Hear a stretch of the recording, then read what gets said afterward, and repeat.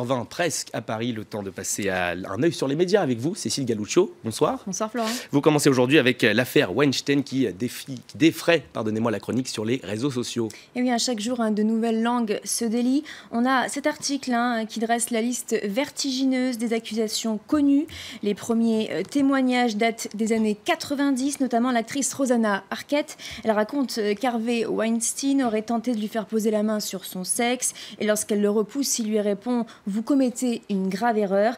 Dans la liste, il y a aussi plusieurs personnalités comme Gwyneth Paltrow, il y a aussi Florence Darrell, Judith Godrèche, Angelina Jolie, Léa Seydoux, il y a aussi Cara Delevingne, une liste longue comme le bras à laquelle il faut rajouter des femmes inconnues, des secrétaires et des assistantes notamment.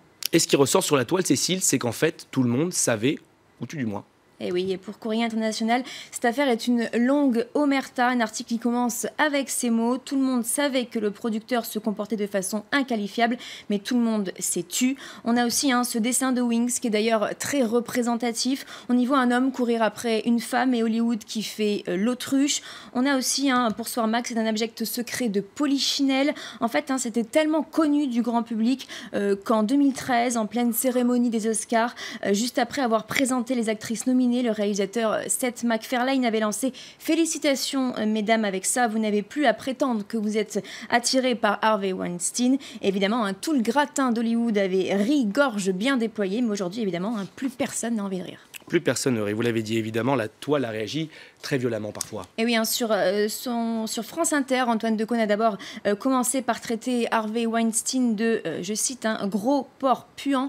Il a ensuite félicité sa fille d'avoir osé parler, car Emma Decaune fait partie de la fameuse longue liste. Il dit « Je suis fier d'avoir une fille comme elle ». Et elle a tweeté sur son compte « Et moi, d'avoir un père comme lui ». D'autres internautes ont relayé des dessins assez parlants. Il y a celui-ci, un homme qui demande à Harvey Weinstein de lui signer un autographe, car il est son idole. On imagine donc très bien Dominique Strauss-Kahn. On a aussi celui-ci qui représente la magie d'Hollywood et on voit marqué gros budget, petit scénario. Je vous invite à suivre les flèches. Et enfin, on a ce dessin de notre dessinateur Hollywood. Le pouvoir monte-t-il à la tête? Et là, il répond au bas-ventre, tout au plus. Et certains sur Internet auraient mieux fait de ne pas s'abstenir. De quoi s'agit-il exactement, Cécile? En fait, c'est le cas de Ben Affleck. Il aurait mieux fait de ne pas réagir. Dans une tribune, il écrit « Je suis triste et furieux qu'un homme avec lequel j'ai travaillé ait utilisé son statut pour intimider, harceler et manipuler des femmes. Les nouveaux récits d'agression me rendent malade. » Jusque-là, tout va bien, il dénonce. Sauf qu'en fait, l'actrice Rose McGowan dit qu'il était parfaitement au courant et elle a donc recadré sur Twitter « Ben va te faire voir ». Et elle rajoute « Tu mens, après l'agression, tu m'as dit en me regardant dans les yeux, nom de Dieu, je lui avais dit d'arrêter de faire ça ». Et l'histoire ne s'arrête pas là pour le comédien. Dans la foulée, un tweeto rappelle qu'en 2003, lors de l'enregistrement d'une émission, il avait attrapé la poitrine de l'actrice Hilary Burton. Elle écrit, donc la tweeto « Tout le monde a oublié cette séquence ». Et Hilary Burton répond « Moi, je n'ai pas oublié ». L'acteur a alors dû présenter ses excuses sur sa page Twitter. « J'ai agi de manière inappropriée, j'en suis sincèrement désolée ». Une autre affaire qui fait grand bruit, mais là en France, Cécile, il s'agit de la une des Inrocks. Et oui, la voici. Il s'agit du chanteur Bertrand Cantat pour la sortie de son nouvel album.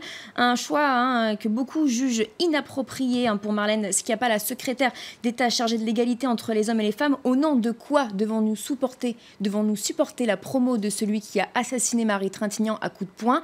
Ne rien laisser passer. On a aussi Laurence Rossignol, l'ancienne ministre aux droits des femmes. Réunir sur une même couverture Cantat et Aurel San qui chante « Je vais te Marie Trintignant », il fallait oser, honte à ce magazine. Il y a aussi un Mathieu Kassovitz, vachement rock'n'roll, votre couve. C'est pas lui qui a tué la fille de mon ami avec ses poings. J'adore votre côté provoque. L'acteur fait ici référence à Jean-Louis Trintignant, avec lequel il est très proche et avec lequel il joue dans beaucoup de films. Oui, Aurel San, connu pour ses propos très violents envers les femmes. Pour beaucoup, en fait, la une des Inrocks, ce n'est seulement qu'un coup de pub, Cécile.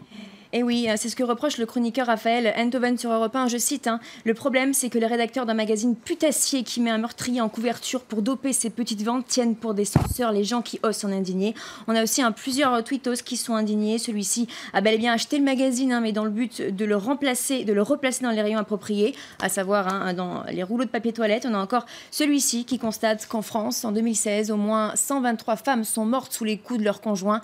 Aucune d'elles ne fera jamais la une d'un hebdo. Merci beaucoup, Cécile Galuccio. C'était un œil sur les médias à jour.